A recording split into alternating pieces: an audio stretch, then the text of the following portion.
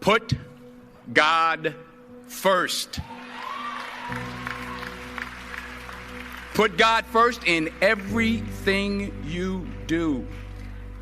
Everything that you think you see in me, everything that I've accomplished, everything that you think I have, and I have a few things, everything that I have is by the grace of God. Understand that. It's a gift. 40 years ago, March 27th, 1975, it was 40 years ago, just this past March, I was flunking out of college. I had a 1.7 grade point average. I hope none of you can relate. I had a 1.7 grade point average. I was sitting in my mother's beauty shop. They still call it beauty shops now? What they call it now? Yeah, I was sitting in the beauty parlor. I was sitting in my mother's beauty parlor, and I'm looking in the mirror, and I see behind me this woman under the dryer. And every time she looked up, every time I looked up, she was looking at me, just looking me in the eye. And I didn't know who she was, and I said, she said, somebody give me a pen, give me a pencil. I have a prophecy. March 27, 1975. She said, boy, you are going to travel the world and speak to millions of people. Now, mind you, I flunked out of college. I'm thinking about joining the army. I didn't know what I was going to do, and she's telling me I'm going to travel the world and speak to millions of people. Well, I have traveled the world, and I have spoke to millions of people. But that's not the most important thing, the success that I had. The most important thing is that what she taught me and what she told me that day has stayed with me since. I've been protected. I've been directed. I've been corrected. I've kept God in my life, and it's kept me humble. I didn't always stick with him, but he always stuck with me. So stick with him in everything you do. If you think you want to do what you think I've done, then do what I've done and stick with God. Number 2, fail big. That's right. Fail big. Today is the beginning of the rest of your life, and it can be very frightening. It's a new world out there. It's a mean world out there, and you only live once. So do what you feel passionate about. Take chances professionally. Don't be afraid to fail. There's an old IQ test, was 9 dots, and you had to draw 5 lines with a pencil within these 9 dots without lifting the pencil. The only way to do it was to go outside the box. So don't be afraid to go outside the box. Don't be afraid to think outside the box. Don't be afraid to fail big, to dream big. But remember, dreams without goals are just dreams, and they ultimately fuel disappointment. So have dreams, but have goals. Life goals, yearly goals, monthly goals, daily goals. I try to give myself a goal every day. Sometimes it's just to not curse somebody out. Simple goals, but have goals. And understand that to achieve these goals, you must apply discipline and consistency. In order to achieve your goals, you must apply discipline, which you have already done, and consistency every day, not just on Tuesday and miss a few days. You have to work at it every day. You have to plan every day. You've heard the saying, we don't plan to fail, we fail to plan. Hard work works. Working really hard is what successful people do. And in this text, tweet, twerk world that you've grown up in, remember, just because you're doing a lot more doesn't mean you're getting a lot more done. Remember that. Just because you're doing a lot more doesn't mean you're getting a lot more done. Don't confuse movement with progress. My mother told me, she said, yeah, because you can run in place all the time and never get anywhere. So continue to strive, continue to have goals, continue to progress. Number 3, you'll never see a U-Haul behind a hearse. I'll say it again. You'll never see a U-Haul behind a hearse. I don't care how much money you make, you can't take it with you. The Egyptians tried it. They got robbed. That's all they got. You can't take it with you. And it's not how much you have. It's what you do with what you have. We all have different talents. Some of you will be doctors, some lawyers, some scientists, some educators, some nurses, some teachers. Yeah, okay. Some preachers. The most selfish thing you can do in this world is help someone else. Why is it selfish? Because the gratification, the goodness that comes to you, the good feeling that I get from helping others, nothing's better than that. Well, one or two things, but nothing's better than that. Not jewelry, not big house I have, not the cars, but it's the joy. That's where the joy is, in helping others. That's where the success is, in helping others. Finally,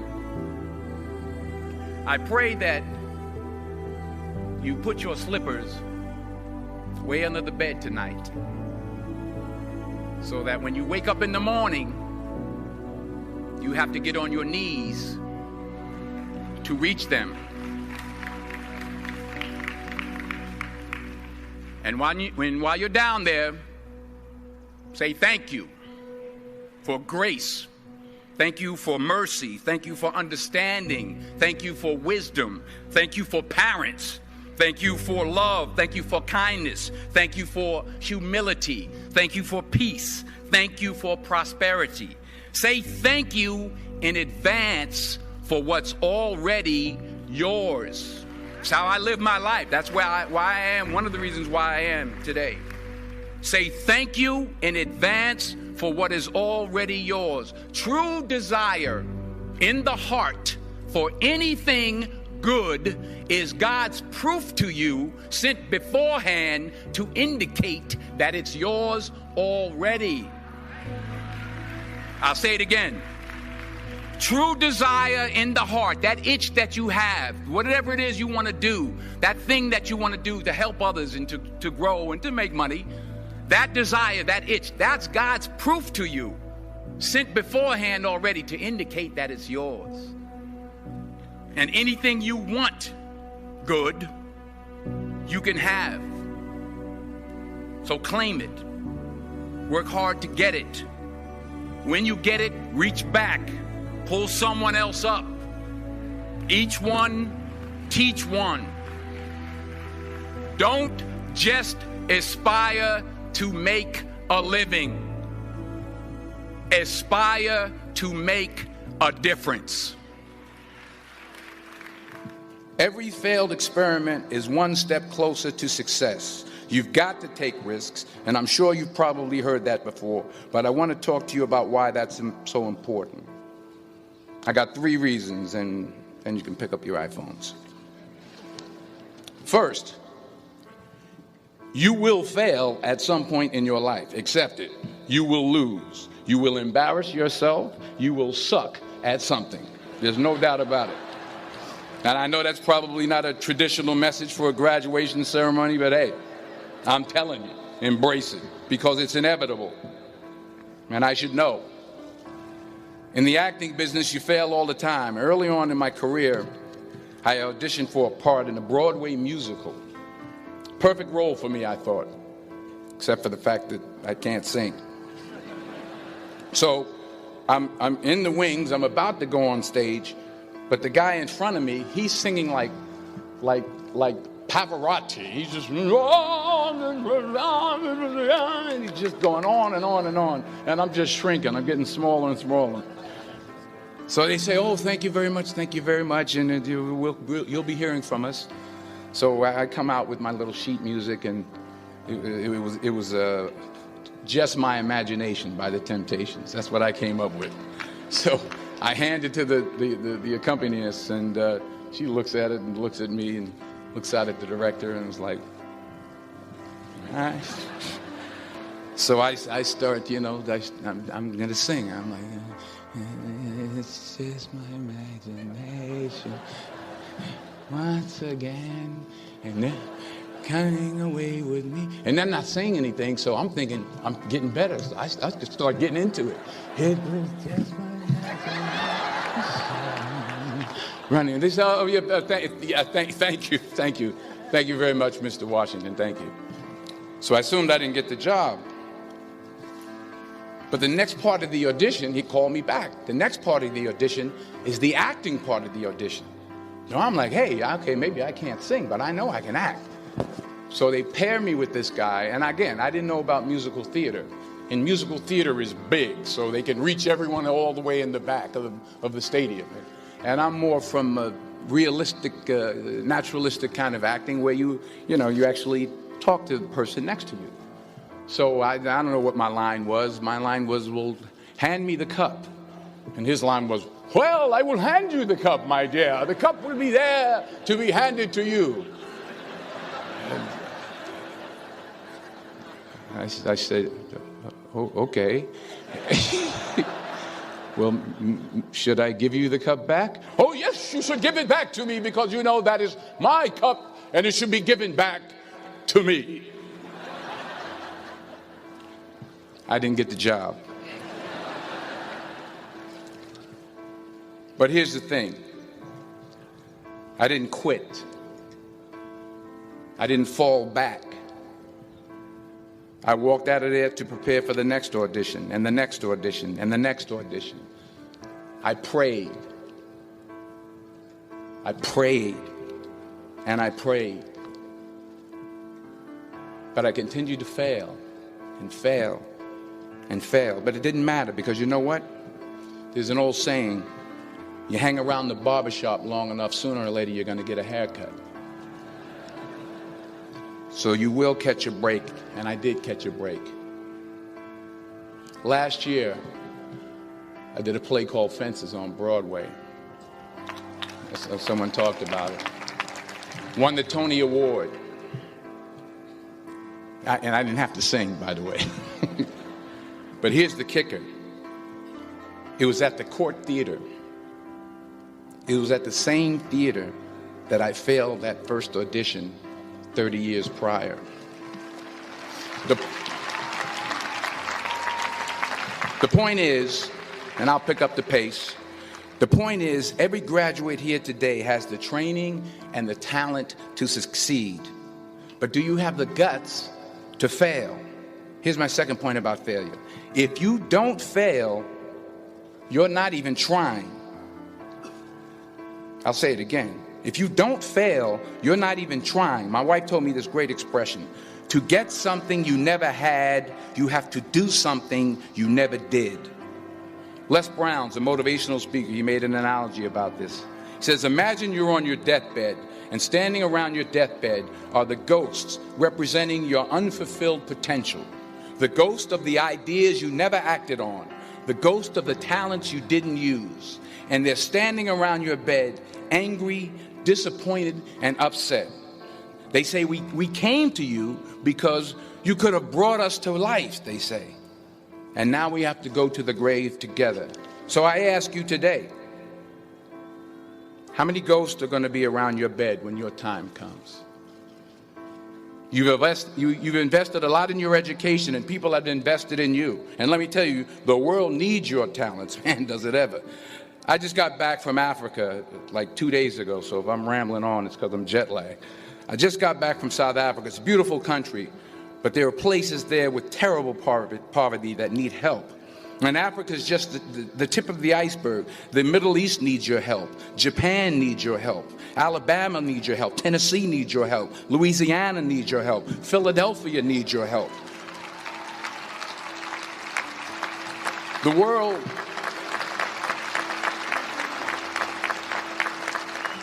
world needs a lot, and we need it from you. We really do. We need it from you young people. I mean, I'm not speaking for the rest of us up here, but I know I'm getting a little grayer. We need it from you, the young people, because remember this. So you got to get out there. You got to give it everything you got, whether it's your time, your talent, your prayers, or your treasures. Because remember this. You will never see a U-Haul behind a hearse.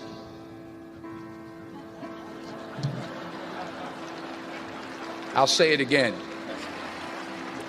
You will never see a U-Haul behind a hearse. You can't take it with you.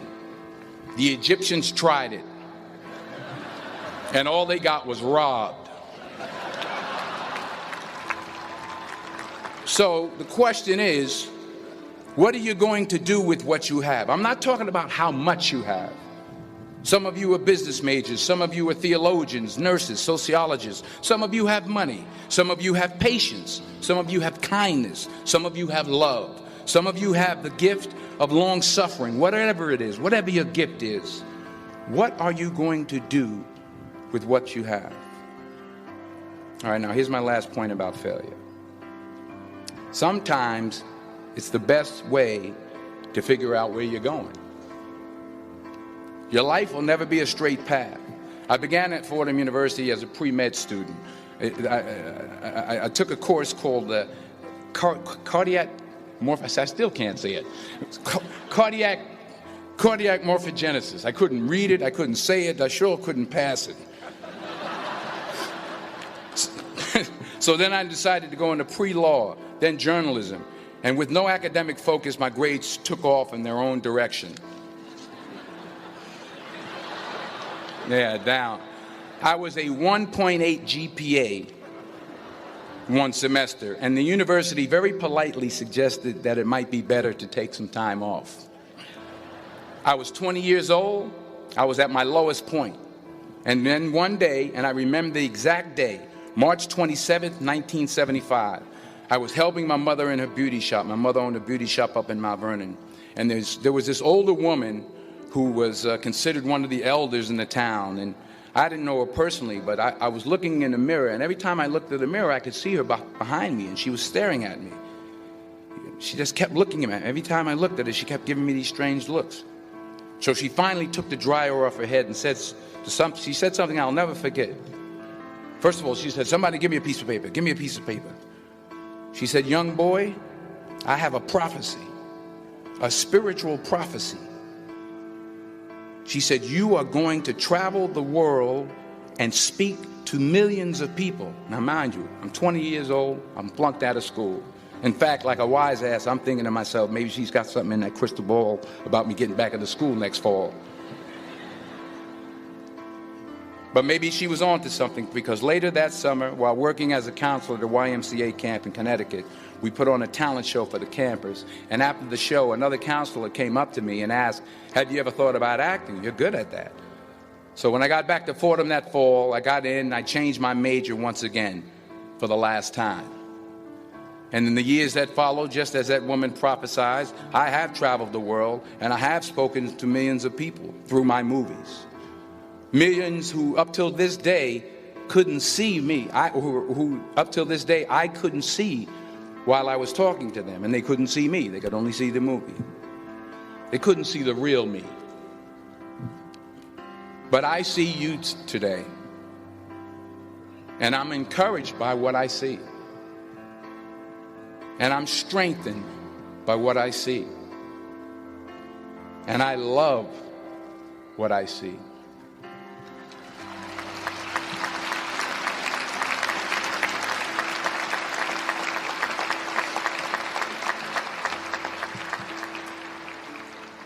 One more page, and I'll shut up.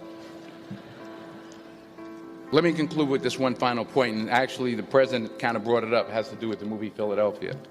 She stole my material.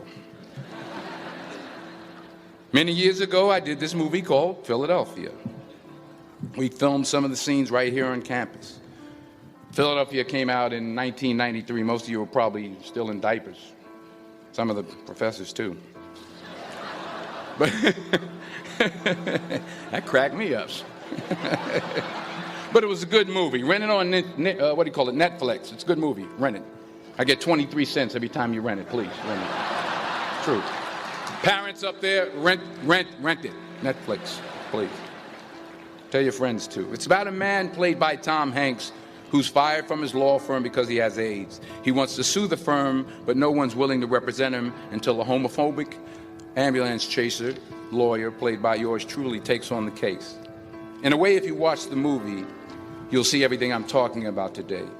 You'll see what I mean about taking risk or being willing to fail.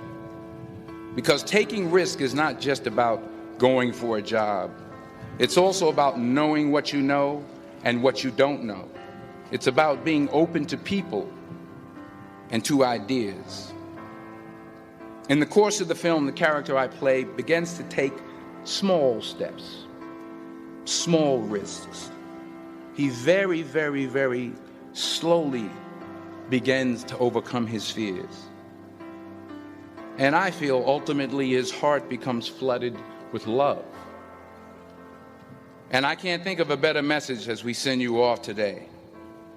To not only take risks, but to be open to life, to accept new views, and to be open to new opinions, to be willing to speak at a commencement at one of the best universities in the country, even though you're scared stiff. While it may be frightening, it will also be rewarding.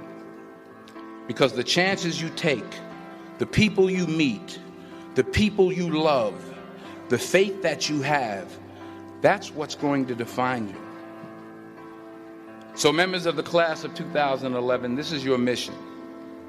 When you leave the friendly confines of Philly, never be discouraged. Never hold back. Give everything you got. And when you fall throughout life, and remember this, fall forward.